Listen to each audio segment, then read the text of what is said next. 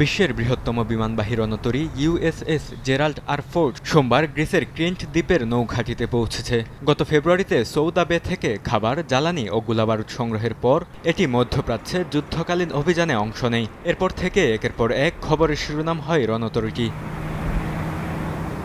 12 March জাহাজটির laundry রুমে অগ্নিকাণ্ডে 2 নাবিক আহত হন এবং অন্তত 100টি শয্যা মারাত্মকভাবে ক্ষতিগ্রস্ত হয়। এছাড়া মাঝ সমুদ্রে টয়লেটে বড় ধরনের জটিলতা দেখা দেয়, বিপাকে পড়েন নৌসেনারা। এসব কারণে জাহাজের ক্রুদের মনোবলেও ধস নামে।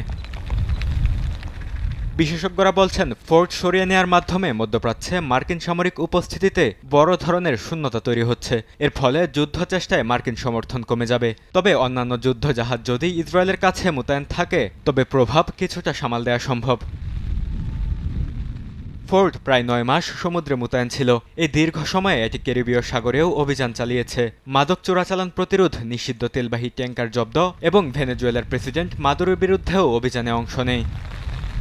বরকতুল্লাহ, সময় সংবাদ।